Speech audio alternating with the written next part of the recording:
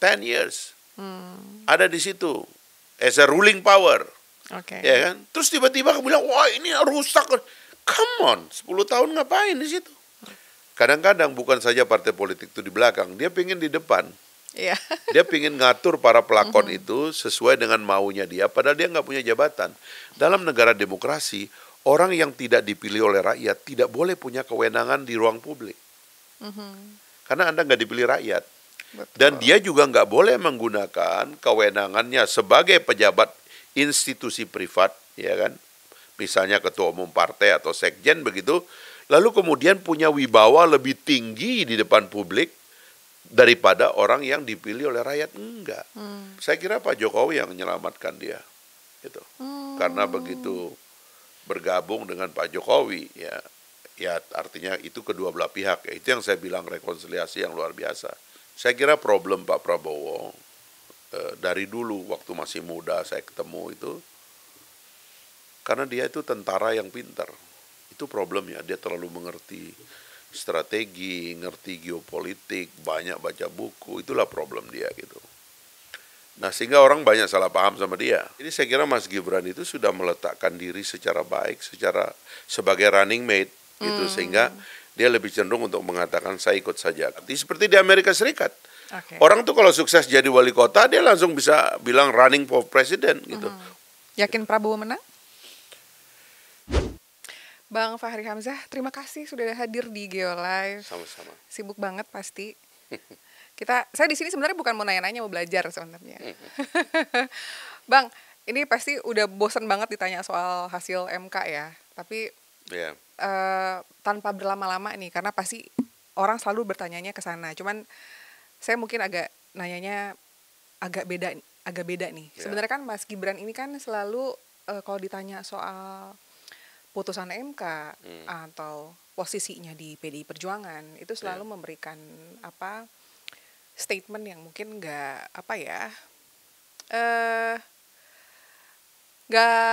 berani untuk berbicara banyak. Ini di-set sama timnya atau gimana, Bang? Ya, memang kalau Mas Gibran, jawaban terbaik yang dia sering katakan itu adalah ya dia ikut saja dengan aturan yang ada. Aturan siapa, Bang? Apa yang berlaku, apa yang terjadi, apa yang diputuskan, kan itu saja kan. Karena Mas Gibran sendiri kan harus memahami posisinya. Karena dalam posisi beliau itu kan adalah kalau di sistem Amerika itu namanya running mate gitu. Jadi seorang wakil presiden itu sebenarnya adalah pasangan gitu. Itu makanya sering saya ulang-ulang kan, memang wakil presiden itu selama ini tradisinya itu lebih dominan simboliknya. Karena di dalam banyak kasus di Indonesia kalau wakil presiden itu somebody else gitu ya, itu kadang-kadang di tengah jalan konflik. Dan itu banyak sejarah kita, mulai dari proklamator kita yang awal dulu, Bung Karno dan Bung Hatta itu konflik di tengah jalan. Kemudian Bung Hatta mundur. Kita lihat kalau zaman Pak Harto ya karena Pak Harto relatif punya kesempatan untuk milih orang-orang. Ya itu tadi kalau wakilnya itu dia bisa ganti setiap periode ya. Tapi kan setelah itu kalau kita lihat kan Pak SBY JK misalnya itu kan konflik gitu. Sebenarnya gitu. Saya tahu konfliknya agak dalam karena saya dimintain tolong oleh Pak SBY untuk menyelesaikan dua matahari pada waktu itu. Saya kira juga Jokowi JK juga ada masalah di situ. Lalu kemudian dipilih Pak Ma'ruf yang simbolik kan gitu.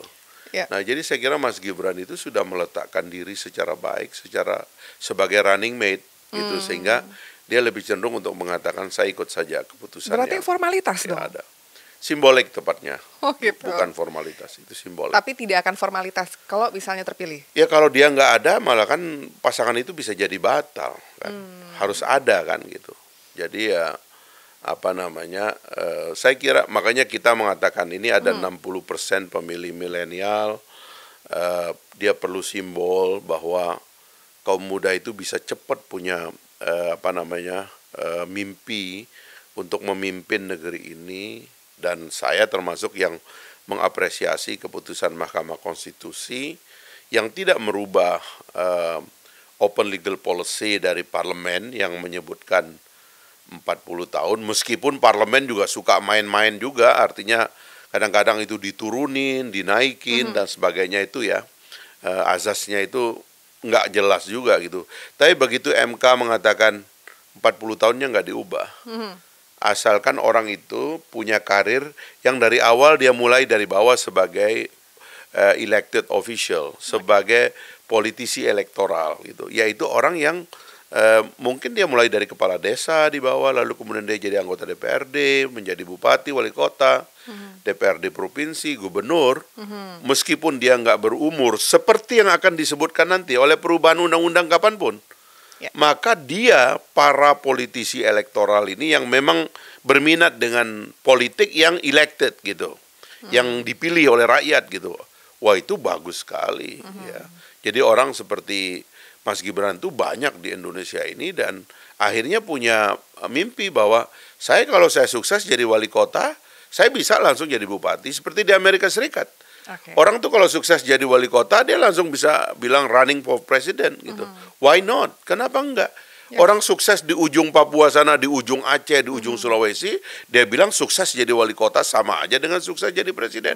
Why not gitu. Nah, Mas Gibran dalam konteks ini dia masuk menjadi wakil, saya kira momennya pas betul ketika kita menghadapi demographic bonus, ya kan, anak muda kita begitu banyak. Ini akan menjadi kombinasi yang dahsyat lah gitu. Tapi gini Bang, saya setuju banget, dan pasti banyak banget masyarakat, terutama anak-anak muda, setuju bahwa anak muda harus punya kesempatan maju gitu. Tapi kan the thing is gitu, yang jadi masalah adalah belakangan ini tuh mungkin kita paham bahwa keputusannya mungkin itu sudah, keabsahannya tidak mungkin dirubah. Tapi ada yang dicederai nih gitu kan, berarti ketua MK-nya sudah dipecat gitu. Nggak dipecat, sorry, dicopot jadi ketua. Memang mungkin tidak akan mempengaruhi juga, apalagi KPU ternyata sudah merubah peraturannya bahwa memang beneran boleh gitu ya buat untuk memperbolehkan Mas Gibran. Kalau misalnya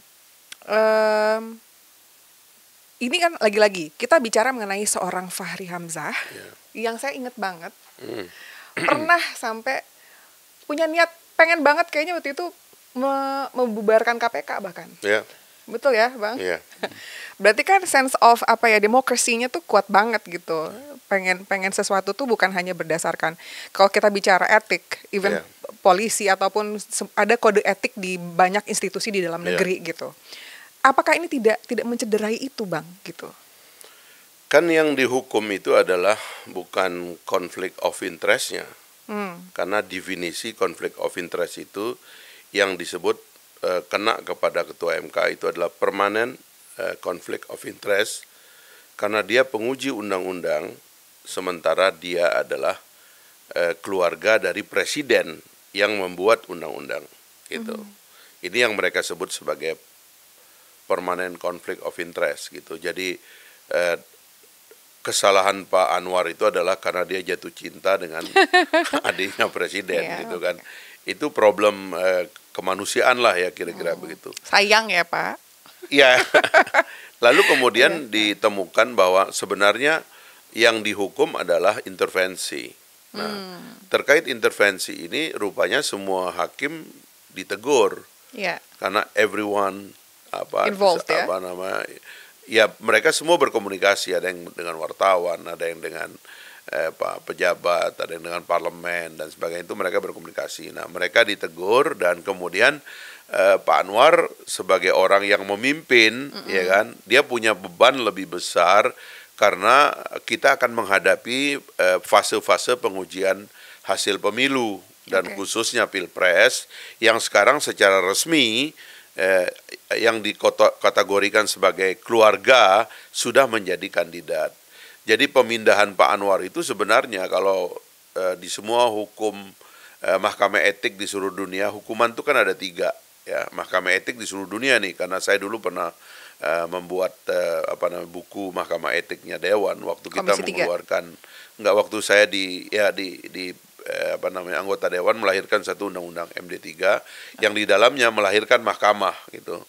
Nah, di Mahkamah Etik itu selalu ada 3 hukumannya, ya ringan, sedang, dan berat. Ringan tuh teguran tuh 2, tertulis ya atau lisan gitu. Kemudian yang ringan itu adalah pemindahan dari jabatan yang sekarang, pemindahan. Nah, yang ketiga baru pemecatan gitu. Nah, pemindahan yang diterima oleh Pak Anwar itu pemindahan. Ya. Itu biasa itu sedang maksudnya itu. Dan di Dewan tuh banyak orang tuh dipindahin dari komisi ini ke komisi ini atau tidak boleh memimpin komisi. Itu namanya pemindahan. Okay. Termasuk waktu pimpinan Dewan pun ada yang pernah kena. Nah, sebenarnya jadi ini yang disebut cedera oleh kawan-kawan tuh ya bagus Pak Jimli, dia sudah koreksi semua. Ya. Tapi yang dikoreksi itu semua, bukan cuma Pak Anwar. Bahkan kalau menurut saya ya memang bahkan Pak Anwar itu bisa dibilang yang paling ringan, tapi masalahnya dia punya permanent conflict of interest itu. Tapi itu kan karena cinta, masa itu kita hukum? Ya kan itu saja yang menurut saya ya akhirnya harus dilakukan karena orang juga pengen puas kali ya dengan keputusan itu. Oke, baik kalau begitu. Nah, sekarang lagi-lagi KPU sudah merubah regulasinya. Kalau misalnya kan kita menunggu hasil sidang ulang ya Bang gitu. Kalau misalnya dirubah, sudah mulai mau meeting lagi internal? Saya kira ya ini udah berjalan dan nggak mungkin berubah. Ya. Oh gitu. Karena jadi etik itu mengadili orang. Baik. MK itu mengadili perkara. Perkara itu perkara norma. Ujian atas norma undang-undang kepada konstitusi. Ini berlaku bagi umum, tetapi ini berlaku kepada orang-orangnya. Ini sudah putus dan ini terus berjalan sebagai undang-undang, masuk dalam lembaran negara, dan kemudian sudah diturunkan menjadi peraturan-peraturan lembaga di bawahnya, termasuk KPU. Jadi ini sudah jalan, ini sudah selesai. Nah ini dikasih waktu 2 kali 24 jam untuk menyelesaikannya, dan penyelesaiannya ya adalah reorganisasi saja. Tapi menurut Bang Fahri ini bukan kasuistik, artinya ini bukan kasus yang istimewa. Dalam setiap menjelang pemilu dan pemilu, kita tidak mungkin menghindari terjadinya konflik seperti ini. Makanya kita membuat KPU, membuat juga Bawaslu, bahkan ada namanya Gakumdu, ya kan, yang ada di seluruh Indonesia, ya. Bahkan kita juga punya DKPP, ya, yang mengadili peristiwa etik bagi penyelenggara pemilu. Jadi ini sebenarnya kan bisa dibilang ini lagi perang gitu. Kan pemilu itu adalah perang kan sebenarnya. War in democracy sebenarnya kan itu. Jadi nggak mungkin tidak ada senyap-senyap saja, nggak ada orang saling serang, nggak ada orang saling lapor. Nggak mungkin lah. Ini memang lagi perang kok, lagi memang dinamikanya lagi lagi suasananya lagi begitu. Jadi tidak ada masalah sebenarnya. Satu yang rutin saja gitu.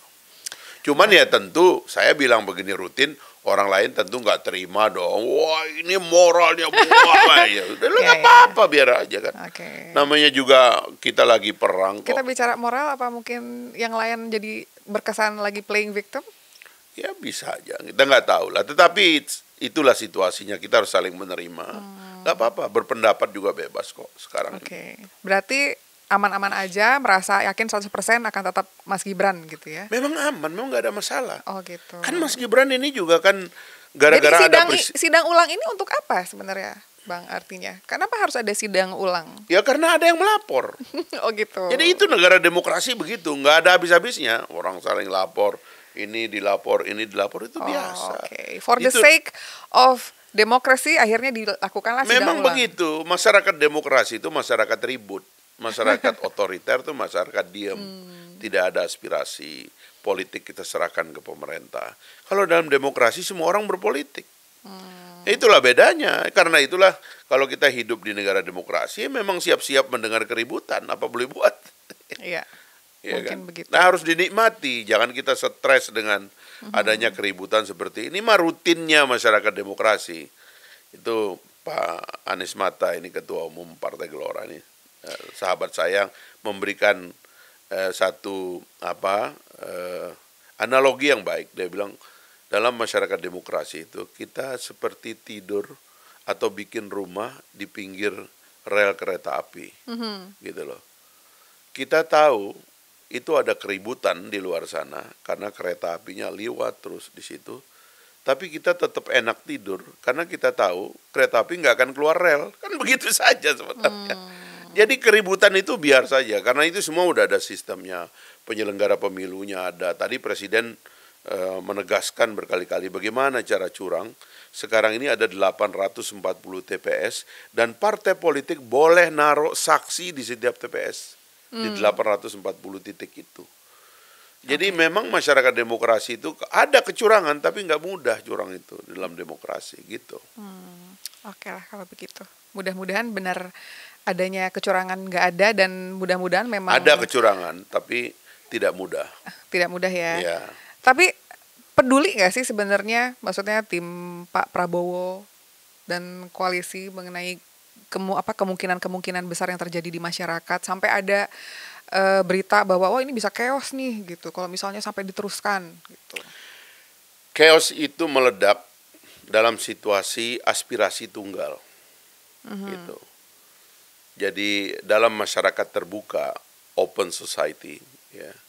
Kalau kita baca buku teori-teori tentang masyarakat demokrasi yang terbuka.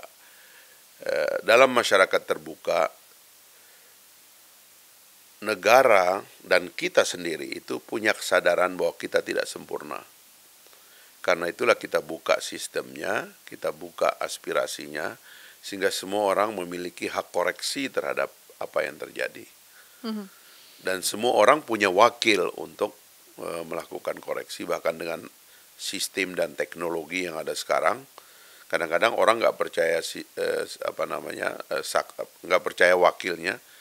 Karena dia sendiri sekarang punya senjata yang dia pakai untuk mengungkap, membuka, menyuarakan apa yang dia rasakan. Kebetulan juga para pemilik dari platform-platform sosial media yang kita punya sekarang seperti Elon Musk dan sebagainya itu, dia pro dengan masyarakat terbuka gitu. Sehingga kemudian betul-betul memfasilitasi orang untuk bersuara, dipotret, diposting. Kalau ada kejahatan pasti akan akan ditindak, kan kira-kira begitu. Jadi saya sering agak bingung dengan teman-teman saya yang mindsetnya itu masih otoritarian gitu loh. Seolah-olah ini masyarakat nggak bisa bergerak, seolah-olah kreativitas kita mati, seolah-olah ini rakyat akan berontak dan sebagainya. Itu udah nggak ada lagi.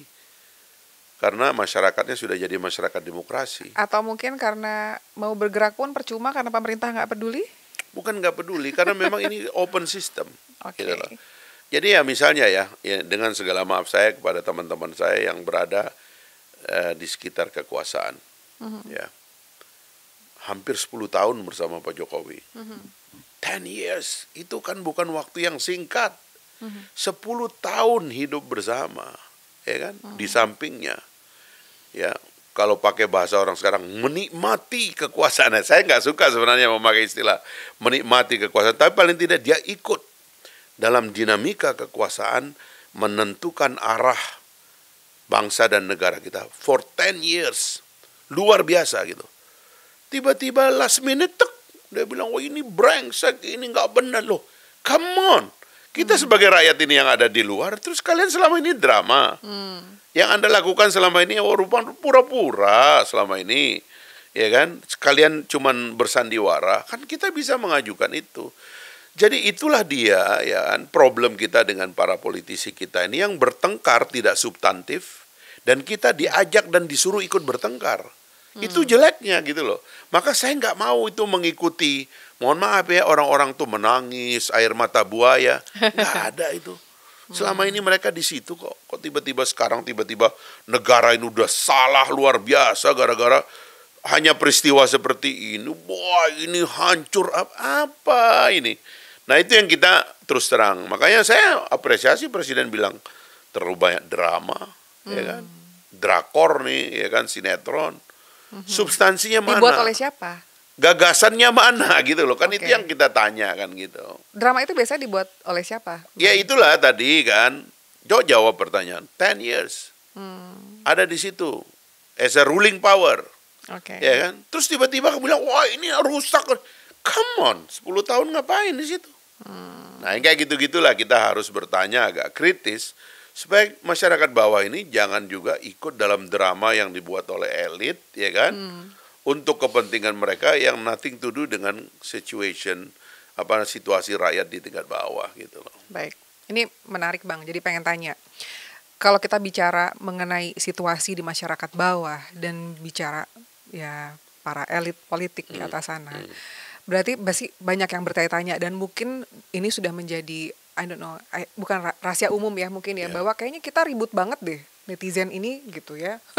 Orang berantem di media sosial gitu kan, saling hina, saling memaki gitu. Dan selalu berpikir bahwa yang di atas-atas sana kayak baik-baik aja gitu. Mereka masih makan ngopi, bareng. makan bareng. Mereka kayaknya masih kayaknya kalau ketemu kayaknya seru-seruan aja gitu. Itu betul begitu ya Bang ya sebenarnya ya? Ya itulah kan sebenarnya kan ada kelas elit, ada kelas rakyat gitu. Tuntutan kita kepada kelas elit adalah supaya mereka lebih rasional.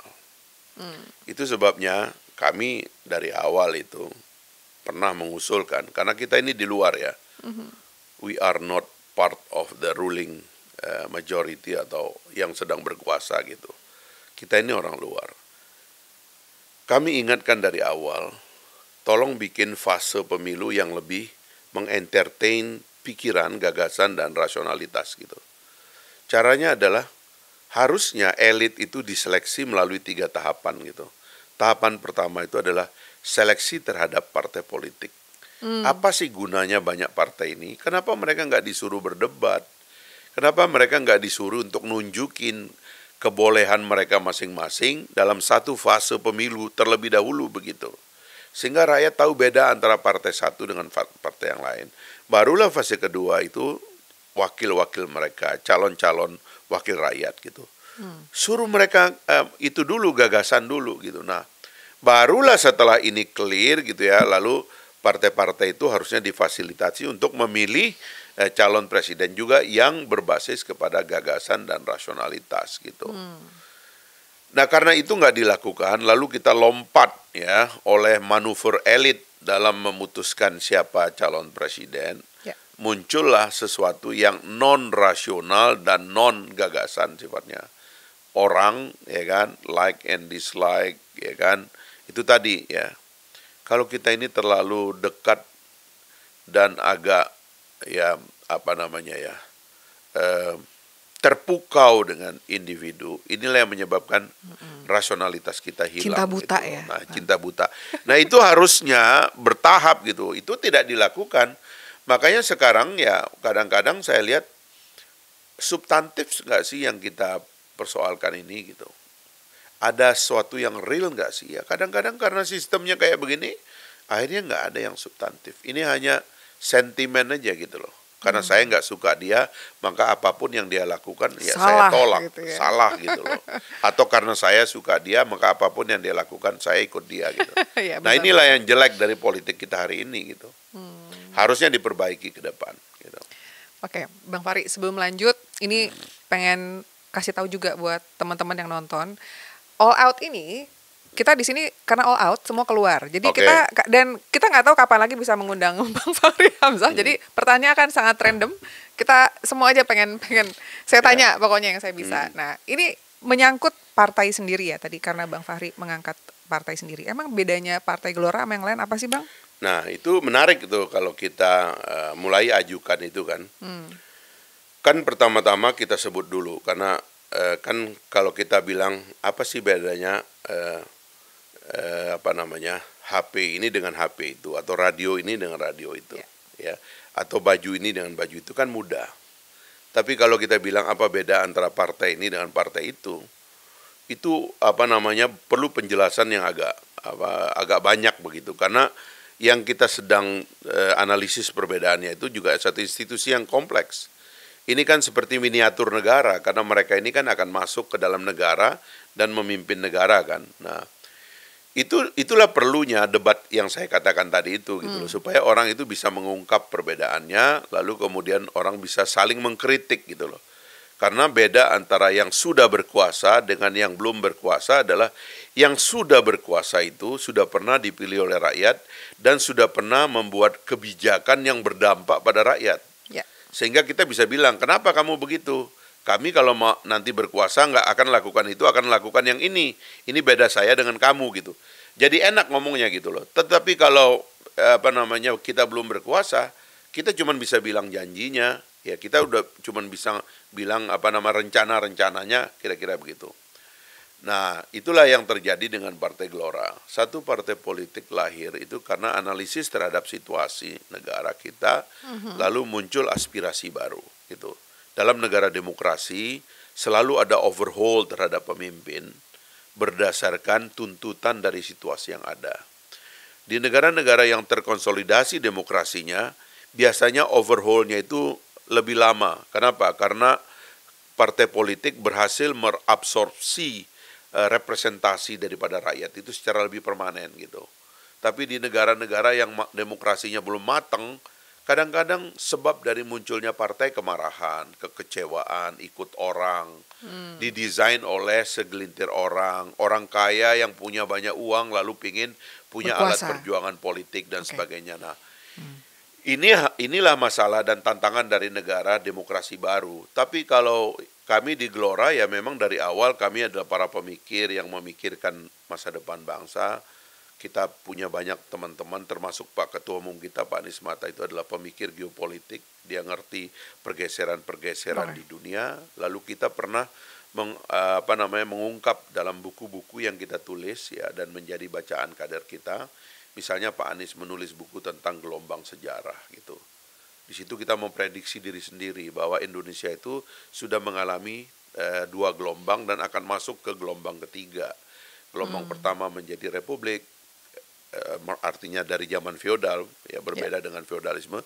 Yang kedua menjadi republik atau negara yang kuat, negara bangsa yang kuat, itu terutama zaman Pak Harto dan Bung Karno. Dan barulah kemudian setelah Pak Harto jatuh, kita punya mimpi baru yang belum kita berhasil terjemahkan secara baik gitu. Peluang kita besar, ada bonus demografi, negara kita sebenarnya besar, tapi mimpi kita nggak besar. Sehingga kita seperti jalan di tempat. Nah, inilah yang kita kemudian mengusulkan perlunya mimpi baru sebagai basis dari nasionalisme baru. Nah, inilah yang kita sebut sebagai Indonesia sebagai superpower baru. Jadi harus ada rencana dan mimpi bahwa kita akan jadi negara besar. Kita akan sama dengan Amerika, sama dengan Uni Eropa, sama dengan Rusia, sama dengan negara-negara yang memegang kendali Dewan Keamanan PBB. Harusnya Indonesia ada di situ. Kita harus menjadi negara yang menentukan masa depan umat manusia dan seluruh dunia yang ada gitu. Nah, mimpi itu setara dengan nasionalisme yang pernah muncul sebelumnya gitu. Membebaskan Indonesia dari penjajahan atau setara dengan konsolidasi yang dilakukan oleh negara bangsa kita waktu Bung Karno memperkuat narasi kebangsaan atau Pak Harto memperkuat narasi pembangunan. Hal seperti itu kita perlukan. Nah, itulah kira-kira perbedaannya Partai Gelora dalam tataran kenapa dia muncul gitu. Nah, enak kalau kita bandingkan dengan yang lain kan. Jadi kita bisa berdebat dulu nih di konsep kelahiran dulu nih. Ini benar nggak nih partai ini lahirnya dengan cara yang benar nggak? Dasarnya benar nggak? Karena akan ada partai yang bilang, wah ini kami ikut bapak itu aja, dia kebetulan banyak duitnya ya kami ikut aja karena dia yang biayain semua. Bisa juga ada partai yang ngomong begitu. Tapi khusus untuk Partai Gelora kami lahir karena gagasan. Tapi artinya ada partai-partai lain yang tumbuh yang mungkin secara fundamental dan intelektual tidak berkualitas? Ada ya, bisa aja. Karena yang namanya aspirasi di tengah masyarakat kan kita kan bermacam-macam. Ada berarti Bang Fahri lihat? Ada. Kita kan nggak enak saling sebut. Tapi kalau Geolive menyiapkan fasilitas perdebatan, kemudian kita berdebatnya, netizen dan penonton akan bilang, oh benar juga ya, rupanya yang sebelah itu nggak ada gagasannya. Omongannya dari A ke Z bilang saya ikut dia aja. Bisa jadi begitu kan. Ini menarik. Sampai yang diikutin pun kalau diundang belum tentu keluar kenapa dia bikin partai.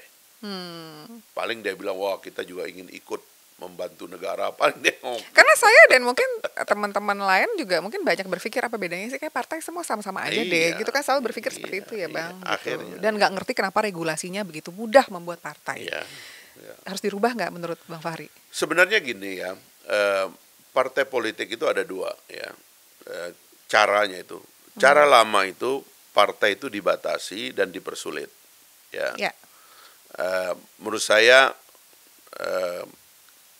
kadang-kadang itu kelihatan sederhana dan gampang, tapi kadang-kadang itu mempersulit sirkulasi gagasan dan sirkulasi elit gitu.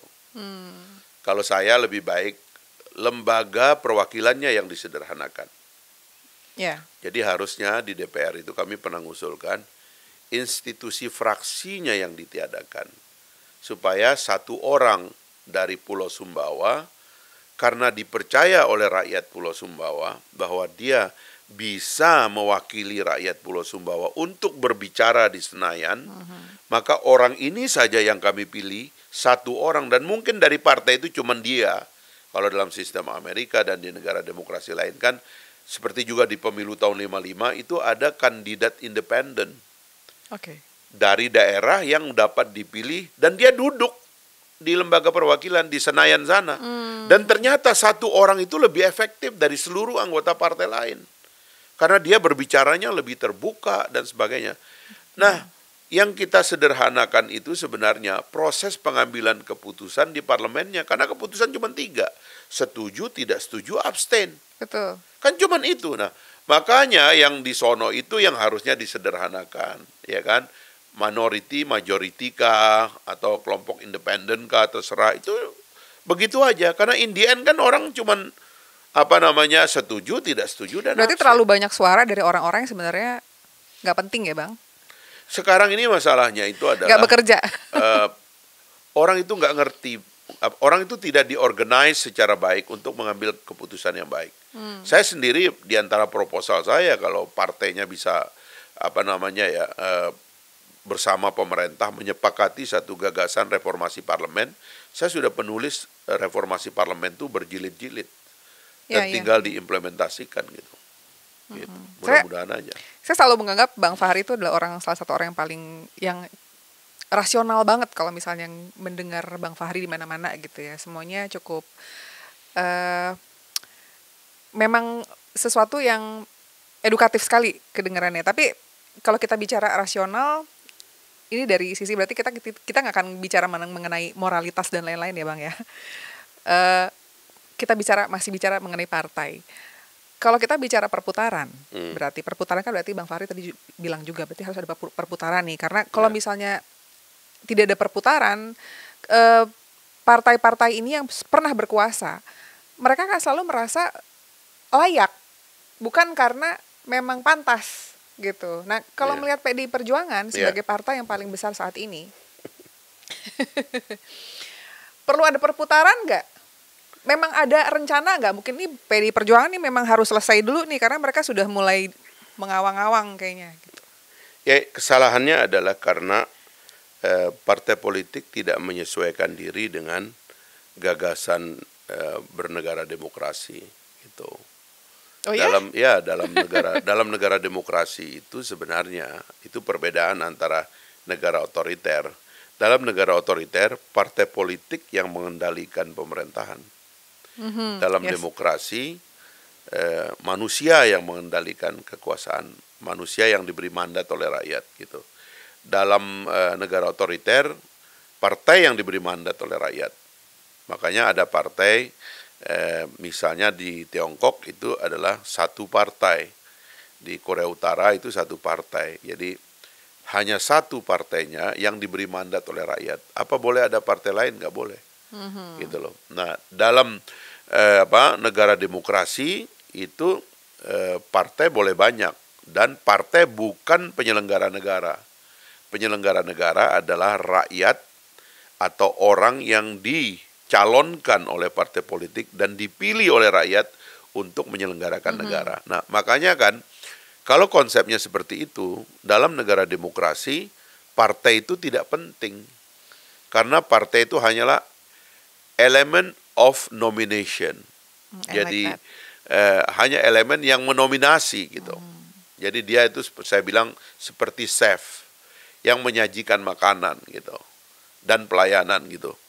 Kalau dalam negara demokrasi partai politik lah yang berkuasa. Jadi Sekjen Partai Komunis China Xi Jinping adalah presiden. Ketua DPW-nya itu gubernur, ketua DPD-nya itu bupati, ketua DPC-nya itu camat gitu. Terus begitu itu, struktur negara adalah struktur partai. Dalam negara demokrasi tidak. Orang itu, partai politik itu biasanya dia cuma di belakang. Jadi dia siapkan kaderisasi, dia siapkan itu calon-calon kader dengan gagasan-gagasan partai, ideologi dan ide dan gagasan partai yang sebarkan kepada kader-kader ini, lalu kader ini nanti disodorkan ke ruang publik untuk dipilih. Ada yang terpilih, ada yang tidak. Bagi mereka yang terpilih, jadilah dia pejabat publik. Berlakulah adagium, when loyalty to my country begin, loyalty to my party ends. Gitu. Jadi partai politik itu kemewahannya adalah karena gagasannya dipakai oleh orang yang sedang berkuasa. Kalau di negara otoriter enggak, dialah yang mengendalikan itu. Begitu dia dipecat sebagai organ partai, terpecatlah dia dari pejabat publik. Kalau dalam negara demokrasi tidak. Karena saya sudah serahkan ini ke ruang publik, Betul. maka dia tunduk dan berlakulah hukum publik padanya. Partai politik tidak perlu lagi. Kemewahan kita di negara demokrasi sebagai partai politik, kita sebagai intelektual aja. Kita senang bahwa gagasan kita dipakai dalam bernegara, itu saja. Berarti kata-kata kita sepakat ya bahwa kata-kata Pak Jokowi hanya petugas partai itu adalah tidak benar. Salah. Tapi yang menurut Bang Fahri ini adalah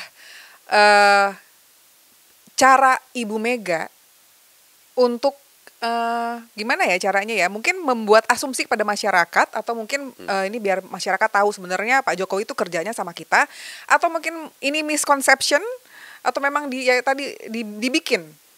Karena pasti Bu Mega ya bukan orang biasa ya, pasti beliau juga tahu bahwa ketika presiden sudah menjadi petugas partai pun sudah menjadi presiden, dia adalah milik rakyat. Nah, itu dibuat oleh Bu Mega atau itu adalah misconception-nya beliau? Ya itu yang saya bilang, kadang-kadang para elit kita itu soal-soal seperti ini tidak dibikin jelas, tidak clear gitu. Dan saya melihat ya kultur ini harus kita rubah ke depan. Partai manapun itu harus sadar bahwa menjadi pengurus partai dan menjadi pejabat publik itu adalah dua hal yang terpisah, dua hal yang berbeda. Dan sebaiknya di masa depan itu rangkap antara pejabat partai dengan pejabat politik itu dalam tradisi presidensial itu harusnya dihindari dan dikurangi gitu. Tetapi sebenarnya kalau diatur etiknya secara ketat juga bisa gitu. Nah, tetapi bahwa kemudian partai politik itu kesalahannya adalah karena dia selalu pengen merasa bahwa kamu ini kan layar di depan layar itu ada pelakon-pelakon pejabat dan pengurus negara ini gitu. Di belakang ada partai politik. Kadang-kadang bukan saja partai politik itu di belakang, dia pengen di depan. Yeah.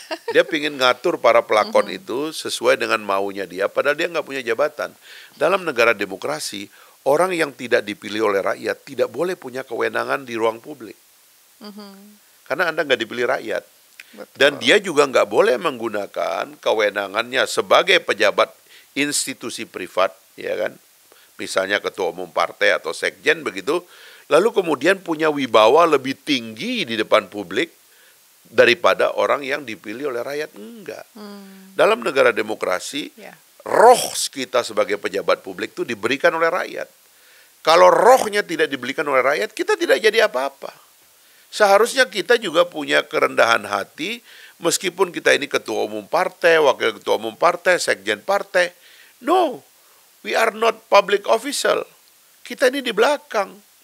Jangan kemudian kita menganggap kita bisa ngatur ruang publik ini, padahal kita tidak dipilih rakyat. Kesadaran ini penting untuk dicanangkan dari awal, supaya juga di masa-masa yang akan datang, partai-partai politik dan ketua umum partai-partai politik yang muncul kulturnya itu lebih intelektual dia di belakang aja, dia berpikir, dia menulis buku, dia berpidato ya kan tentang negara dan sebagainya. Itulah kemewahannya. Bukan kemudian cawe-cawe, kamu nggak boleh begitu, kamu petugas partai kamu nggak boleh itu. Orang sudah berada di ruang publik. Berarti itu cara bermainnya saja berarti ya, membuat masyarakat punya asumsi yang salah artinya gitu. Ya itu kesalahannya. Karena kan masyarakat Indonesia sayangnya nggak semua mau berpikir ya, Bang gitu. Memang nanti ada juga soal partai politik itu sebenarnya tidak boleh dianggap institusi privat. Seperti misalnya perusahaan keluarga. No, ya. It's already public company. Terutama partai yang sudah mendapat mandat dari rakyat. Ibaratnya saham kita itu sudah kita lempar ke capital market, lalu rakyat chip in ke sana, so you are no more a family company atau private company. Anda adalah public company dalam arti bahwa rakyat sudah pernah memberi amanat kepada Anda. Karena itu Anda harus terbuka, sirkulasi elit di dalam partainya bisa juga IPO harus ditumbuhkan. Iya. Nah itu tradisi-tradisi demokrasi kalau kita mau teruskan.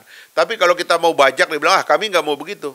Partai ini ada nama besar bapak saya di sini, kami nggak mau berubah. Ini tetap yang dipimpin harus merupakan, bisa juga. Cuman ya rusak sistem bangun yang di depan layarnya rusak.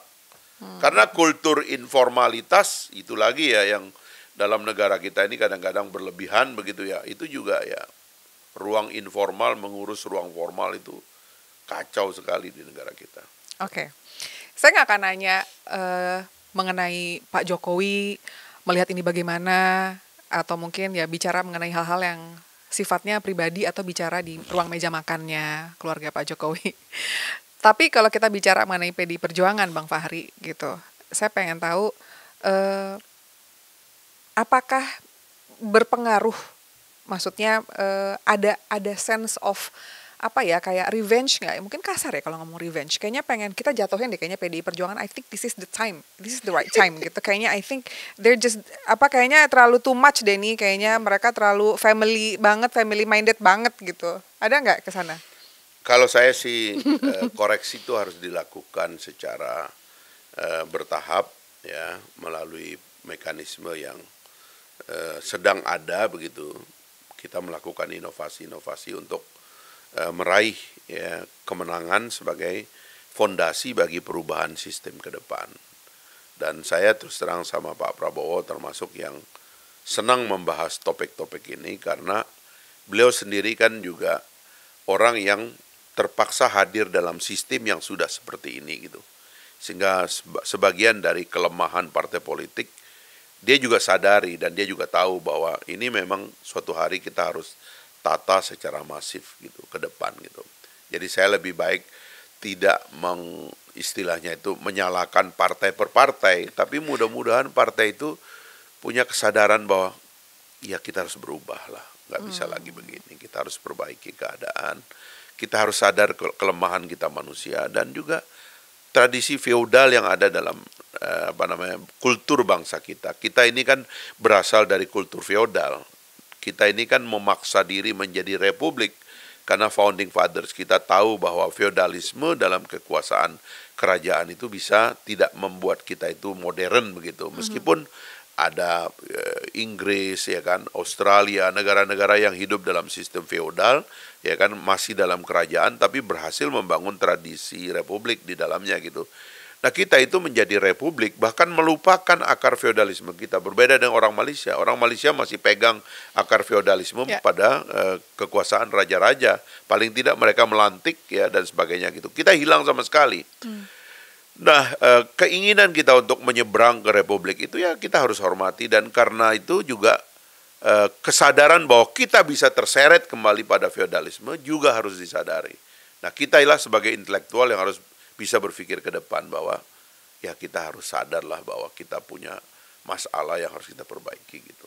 Saya kira itu ya lebih baik kita minta begitulah. Kita kan nggak usah saling Menyerang. Nah itu tadi, kalau ada debat, itu enak gitu loh. Saya kan nggak bisa ngomong orangnya nggak ada gitu loh. Oke. Tapi saya misalnya sebagai pendiri partai, lalu berhadapan dengan pendiri partai lain, saya akan kritik. Apa masalah kamu sebagai partai? Gak capek memangnya kalau misalnya debat terus orangnya ngomongnya soal moralitas, etika gitu kan, kayaknya kalau orang zaman Yang sekarang penting ada orangnya gitu. Jangan kayak sekarang, kita ini seperti memukul angin gitu loh. Nggak ada orangnya. Oke, nggak seru ya Bang? Iya, nggak seru. Gitu. Oke, Bang Fahri kan deket ya, kita tahu cukup dekat dengan Pak Prabowo. Ini pengen tahu juga, ini pasti ditanya juga sama teman-teman gitu. Pak Prabowo tuh berubah banget ya sekarang, kayak lebih menyenangkan, very welcome gitu ya. Kok ketawa sih Bang? Saya pengen tahu gitu. Ini beneran dia berubah? Beliau berubah atau this is just strategic aja biar menang? Problem Prabowo menurut saya, dia terlalu pintar. Itu problem dia. Dan dia tentara yang terlalu pintar. Oke. Gitu. Jadi tentara itu kan satu-satunya atau elemen bersenjata ya. Dan dalam benak banyak orang sebaiknya jangan pinter karena dia pegang senjata gitu. Okay. Nah, saya kira problem Pak Prabowo dari dulu waktu masih muda saya ketemu itu, karena dia itu tentara yang pintar. Itu problemnya, dia terlalu mengerti strategi, ngerti geopolitik, banyak baca buku, itulah problem dia gitu. Nah, sehingga orang banyak salah paham sama dia. Itu satu ya. Problem kedua adalah karena dia seorang komandan pasukan tempur. Gitu. Dengan segala artikulasi yang mungkin ada pada pasukan-pasukan elit, pasukan tempur kayak begitu gitu. Sehingga kadang-kadang kata-katanya, ketegasannya, terus cara memperlakukan kita gitu misalnya, itu benar-benar lapangan banget gitu ya. Okay. Kadang-kadang kayak kita itu yang orang salah paham, kirain Prabowo mukul atau apa gitu. Padahal itu lagi happy gitu loh, lagi senang gitu loh. Dia kalau ketemu temannya itu, kamu, dia gitu kayak gitu-gitu lah. Jadi ya itu bagian dari ketawanya kita gitu. Nah, itu problem dari dia sebagai komandan pasukan tempur kayak gitu. Nah, yang ketiga, dia punya darah Minahasa gitu. Jadi apapun itu kan ada subkultur tertentu yang orang-orang laut, orang-orang pinggir begitu ya, orang-orang maritim gitu yang memang berbeda dengan kultur agraris gitu. Ya, Bapak saya ada Ambon nih, saya ngerti. Nah, itu kan termasuk lah, kelihatan juga kan. Jadi inilah problem-problem Pak Prabowo, sehingga orang membangun persepsi dengan situasi ini, sombong lah, ya kan, kejam lah, dianggap. Padahal tidak, itu orang sangat halus gitu. Itu orang kalau kita lagi bicara begitu ya, kalau sudah keluar isi hatinya itu, dia banyak terharu gitu. Dia banyak sensitif ya. Sensitif, dia terharu dengan yang namanya rakyat. Jadi kita ini gini, kadang-kadang kita itu cuma ngerti konsep rakyat itu kan sekilas begitu ya. Pak Prabowo tuh konsep rakyat tuh agak dalam karena ini turun temurun ya. Yeah. Karena ini kan tradisi orang-orang memimpin ya, tradisi priai, tradisi yang orang-orang yang pegang amanah begitu. Betul, jiwa nasionalismenya sudah dites ya. Apalagi kan nasionalisme karena dia tentara dan sebagainya. Sehingga selama ini sebenarnya orang yang ingin menyerang dia itu, apalagi karena dia itu dianggap oposisi dan sebagainya ya. Sebenarnya kalau jiwa dia itu ya jiwa pelayanan, dia orang di dalam, dia orang yang ada dalam jiwa pelayanan sebagai abdi negara, kira-kira begitu. Nah, saya kira Pak Jokowi yang menyelamatkan dia, gitu.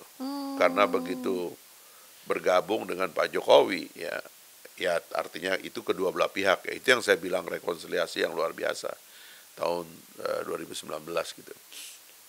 Maka semua persepsi negatif orang tentang dia hilang. Ternyata dia adalah seorang tentara yang loyal, ya. Dan loyalitasnya itu dibuktikan oleh Pak Jokowi. Dia sangat nyaman dengan loyalitas Pak Prabowo itu. Dan dia tunjukkan loyalitasnya itu. Yeah. Saya mendengar ada orang mengatakan, Pak Jokowi itu kalau mau mereksa orang, dia punya 1000 cara untuk memeriksa betul nggak orang ini loyal di depan saya dan loyal di belakang. Dan Pak Prabowo termasuk yang lulus dalam ujian, diketahui oleh Pak Jokowi bahwa orang ini loyalnya itu beneran gitu loh. Itu jiwa tentara gitu loh. Orang tentara itu nggak ada yang nggak loyal, loyal semuanya gitu. Siap mati bahkan ya Nah Bang. itu dia kan. Nah yang kedua saya kira ya, setelah rekonsiliasi besar itu, Pak Jokowi menemukan bahwa ada kelemahan dalam tradisi kepemimpinan kita selama ini, yaitu antara pemimpin yang satu dengan yang lain itu saling potong, saling putus gitu. Yeah. Dari Bung Karno ke Pak Harto, dari Pak Harto ke Pak Habibie, dan seterusnya itu putus. Yeah. Seolah-olah tidak ada garis besar dari rencana masa depan kita, sehingga kita itu memang mau tumbuh jatuh, mau tumbuh jatuh, mau tumbuh jatuh gitu. Mau jadi negara industri kita nggak kompak. Ini aja sekarang hilirisasi misalnya, orang nggak tahu betapa beratnya battleground yang bernama hilirisasi itu. Itu dahsyat. Itu ada ratusan smelter di luar negeri menganga menunggu sumber daya alam dari Indonesia. Lalu Indonesia memutuskan kami nggak kirim lagi bahan mentah, kami mau olah sendiri. Itu mulut-mulut smelter yang menganga di seluruh dunia itu bisa mengirim tentaranya untuk melawan kita. Tentara dalam pengertian orang yang bisa mau menggagalkan kita, baik di WTO maupun on the ground di politik, di pemilu dia bisa lakukan itu. Nah, dia melihat bahwa Pak Prabowo punya keberanian, punya kekuatan untuk mengatakan bahwa enggak, kita mau hilirisasi. Kami mau menjadi negara industri. Kami enggak mau jual ini lagi sumber daya alam. Masa CPO dari zaman Belanda kita jual sampai sekarang? Enggak ada keberanian kita untuk melawan boykot dari WTO dan sebagainya. Dia bilang enough is enough. Kalian sudah makan dari sumber daya alam Indonesia itu udah terlalu banyak. Sekarang kami mau stop. Ngamuk orang seluruh dunia. Itulah yang dilawan, yang melawan Pak Prabowo, bersatunya Prabowo dan Jokowi sekarang ini. Karena ada kekuatan-kekuatan asing yang tidak mau sumber daya alam Indonesia dikelola sendiri, saya kira. Dan sekarang ada banyak calon-calon pemimpin dan partai politik juga mungkin yang mulai against tentang gagasan ini. Itu yang kira-kira membuat persatuan antara Prabowo dan Jokowi ini menjadi kuat. Nah, kembali ke pertanyaan tentang sebenarnya ini orang berubah atau tidak. Prabowo dari dulu begitu. Cuman sekarang ini Pak Jokowi membuatnya itu menjadi bagian dari pemerintahan, ya. Persepsi bahwa dia oposan yang harus keras, dan ada jelek jadi oposan di negara kita ini. Para penonton di Republik ini, terutama penontonnya para oposan, lebih galak daripada tokoh oposisinya. Lebih ganas. Kita ini nggak punya waktu untuk diri pribadi, untuk lebih menata sikap yang lebih pelan aja, udah dimarahin sama dia. Udah kena itu, udah kata dia, udah kena jabatan, kata dia, udah menjilat sekarang. Itu kata-kata itu yang keluar dari para penonton-penonton yang lebih galak ini gitu loh. Nah, Pak Prabowo begitu dia masuk bersama Pak Jokowi, nggak ada lagi pressure gitu. Nggak perlu defensif lagi nggak perlu lagi defensif. Nggak ada lagi yang nekan dia harus jadi oposisi.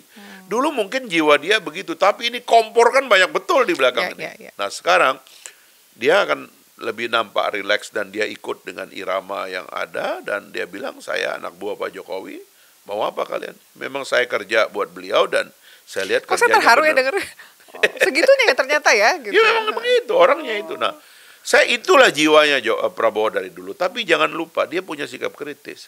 Waktu saya duduk sebagai tentara dia di Kopassus, di Kostrad dulu, kami sering ke kantor dia di Kostrad. Ini kan penguasanya nama Pak Harto, mertuanya dan orang yang paling kuat di Indonesia, paling kuat di Asia Tenggara. Tapi dia tetap punya masalah. Dia bilang tidak boleh ada konsentrasi kekayaan. Rakyat harus sejahtera bersamaan, tidak boleh banyak yang nganggur, ya kan? Itu yang dia katakan dari dulu, dan itulah menjadi sebab-sebab ada sedikit retak hubungan beliau dengan keluarga Pak Harto dalam kerangka itu, karena beliau cuma mengingatkan aja, negara ini terlalu besar, sumber daya alam kita kaya, nggak boleh kekayaan ini dinikmati oleh segelintir orang. Dari dulu pikirannya gitu. Makanya sekarang keluarnya itu kan semua orang harus minum susu, semua orang harus makan. Karena pikiran itu aja, nggak boleh ada yang terlalu kaya, ya kan? Saya mendengar ada pengusaha itu yang katanya dia tinggal di luar kota, setiap hari anaknya datang sekolah ke Jakarta pakai private jet, tiap hari bolak-balik. Tapi ada anak Indonesia yang nggak makan, anak Indonesia yang gizinya kurang, itu dia sakit hati dengan yang begitu. Dari dulu begitu pikirannya, nggak pernah berubah. Jadi waktu beliau bilang mau kasih makan gratis tuh memang sungguh-sungguh dari Memang dalam hati sungguh-sungguh. ngomongnya ya. Dan dia panggil kita suruh hitung, uangnya dari mana nih. Kita kasih tahu, Pak, ini efeknya, Pak. Peternak telur di kampung-kampung akan hidup, Pak. Peternak domba yang punya 10 biji domba, ayam dan sebagainya itu akan terbeli telurnya. Sehingga telur bukan lagi menjadi impor. Telur lagi bukan miliknya konglomerasi. Susu tidak impor dari New Zealand, dari Australia. Tapi ini akan menjadi, saya mau memberi contoh ke Anda ya. Saya ini orang kampung banget, lahir di Sumbawa. Saking ruralnya daerah saya itu, saya umur 13 tahun baru ada listrik di kampung saya itu. Dan saya juga bingung kenapa saya bisa masuk UI, bergaul dengan orang-orang cukup punya confident lah untuk hidup di Jakarta ini. Salah satunya mungkin karena ibu saya itu dan orang tua saya, abah saya itu, kita punya kandang ayam, kita punya kandang kambing. Kita memang tinggalnya nggak jauh dari pantai, sehingga saya minum susu cukup, makan ikan cukup. Makan daging nggak terlalu cukup sebenarnya, tapi kalau dari ikan dan telur relatif cukup begitu.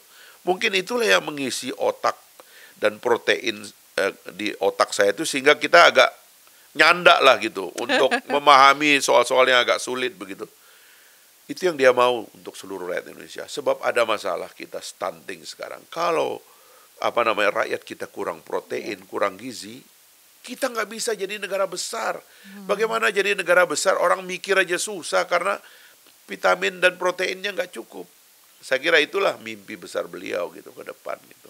Ini saya belum nanya ke sana sih, tapi saya ngedengernya aja udah seneng banget karena pasti pertanyaan. Terus selalu kan kalau kita bicara pemilu, nasib rakyat kecil gimana gitu. Iya. Mendengar Bang Fahri cerita begini saya senang sih dengernya. Artinya di belakang layar di mana masyarakat nggak tahu, ada loh perbincangan mengenai solusi buat masyarakat kecil, dan itu adalah salah satu yang justru oleh Pak Prabowo itu diprioritaskan bahkan ya Bang ya. Itu yang paling penting, dan itu masuk crash program beliau. Bahkan di awal-awal pertama beliau itu ingin pastikan itu soal gaji guru ya kan, soal kecukupan gizi dan sebagainya, itu dia mau selesaikan di hari-hari pertama beliau memimpin tentang gizi ibu melahirkan, ibu hamil ya, dan ibu melahirkan itu beliau mau pastikan di awal. Jadi gagasannya sudah ditulis semua nih, sudah siap Bang? Sudah lengkap sekali. Sudah lengkap. Ada yang baru dari sebelumnya? Saya kira penyempurnaannya panjang ya, karena saya setahu saya ya, diskusi beginian dengan Pak Prabowo itu udah berpuluh-puluh tahun ya. Too many times ya. Memang karena itulah yang beliau dipikirkan. Sudah ready jadi presiden sejak kapan gitu. Memang cuman itu yang dia pikirkan. Yang dia pikirkan itu bagaimana orang cukup makan, bagaimana sekolahnya baik, bagaimana anak-anak Indonesia bisa gampang sekolah ke luar negeri, di tempat-tempat di mana keunggulan dunia itu dilahirkan. Itu aja pikirannya. Dan yang lebih penting lagi dari Prabowo adalah dia sudah tidak memikirkan dirinya. Itu aja kelebihan dia gitu.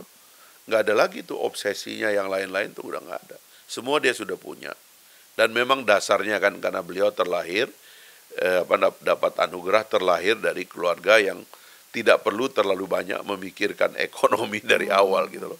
Karena ada juga orang yang terpaksa harus mikir dirinya sendiri, karena itu saya kira dia sudah lewat lah soal-soal seperti itu. Bang Fahri Hamzah ini Scorpio, loyalitas itu penting.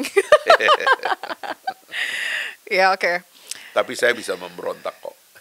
Percaya, biasanya orang tenang itu bahaya Bang.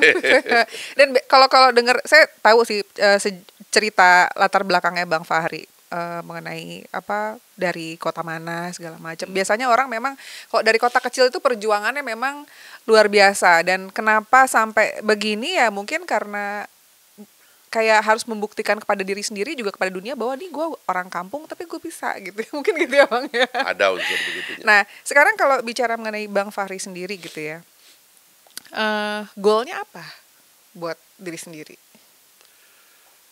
Ya saya kebetulan terlahir dari keluarga yang memang ada tradisi ilmu pengetahuannya gitu ya.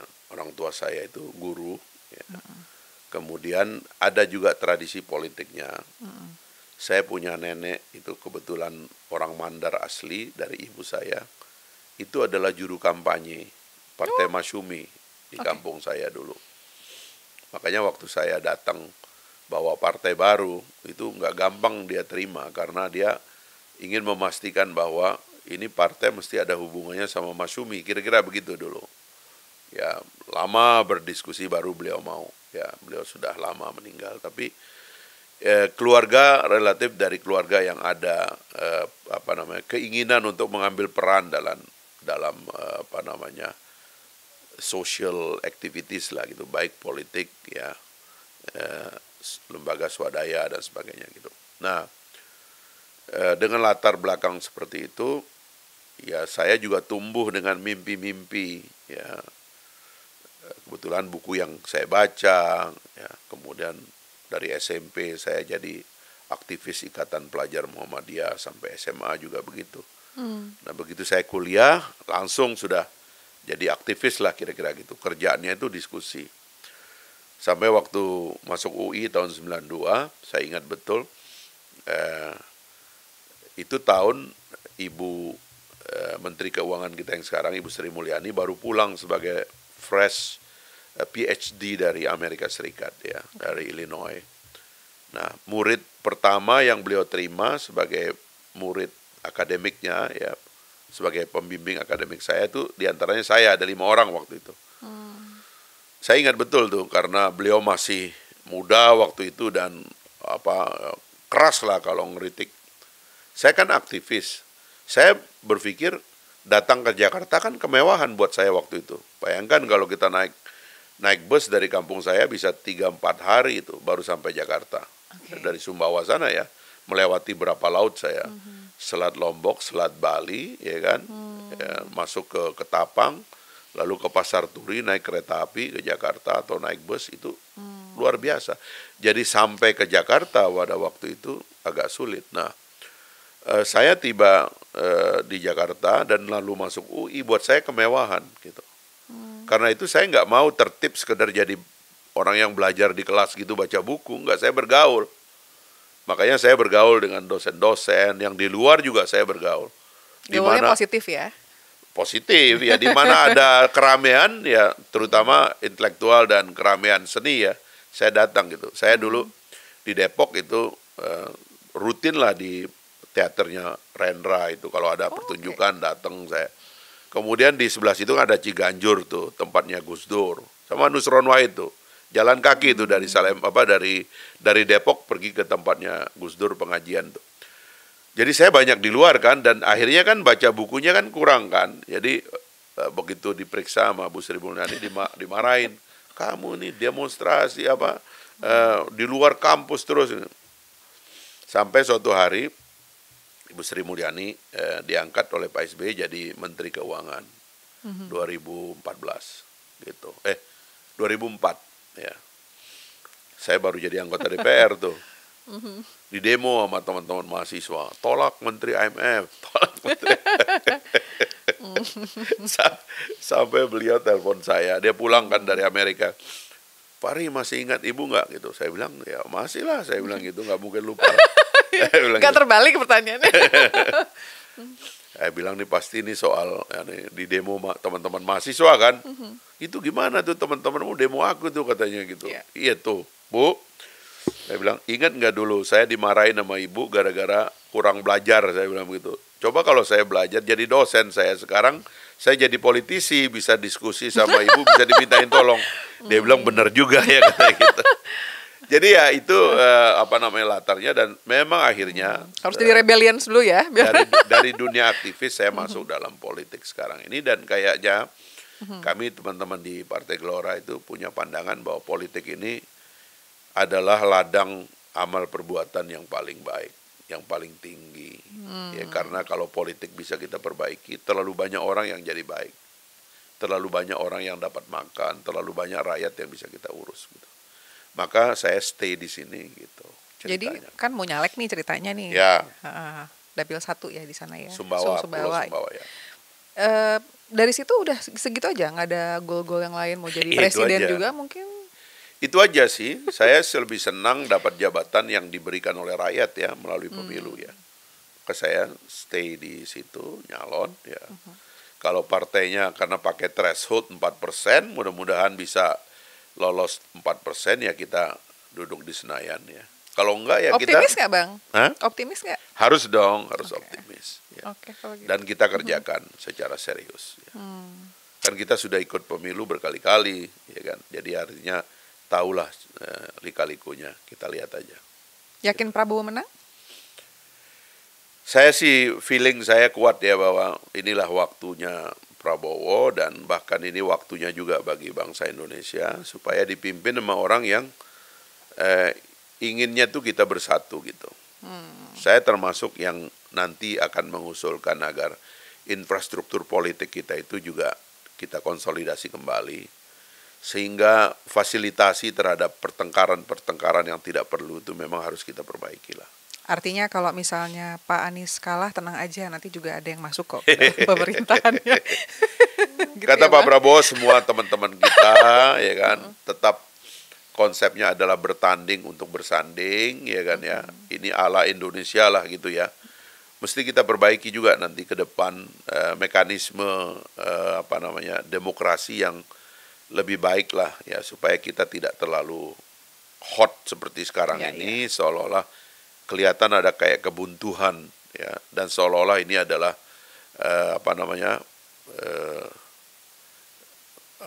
saya atau dia ya apa istilahnya itu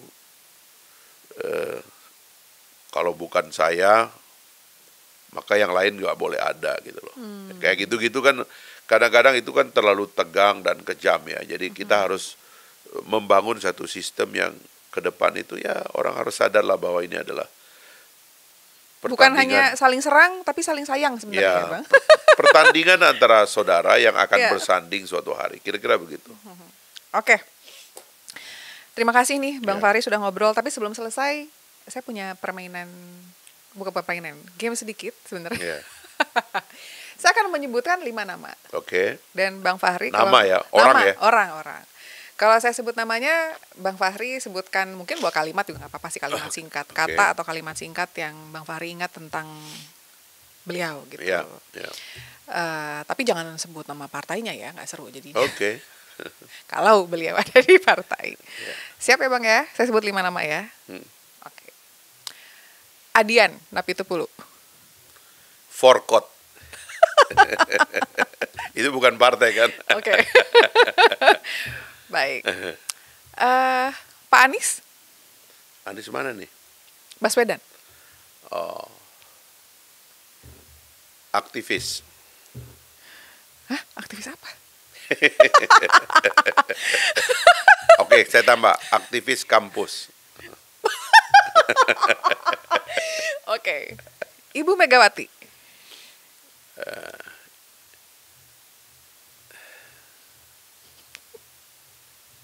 Ibu bangsa. Hati-hati sekali seperti menjawab. Oke. Berikutnya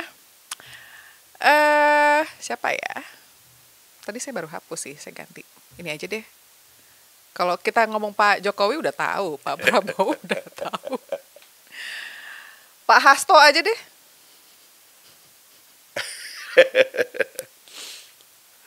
Sama-sama di Komisi 6 2004. Nggak seru. Oke, terakhir deh. Rocky Gerung. Kawan berpikir. Oh. Oke, kalau gitu. Bang Fahri, Thank you. terima kasih. Semoga ada Sama-sama. kesempatan ketemu dan ngobrol lagi. Iya. Thank you, Thank Bang. you.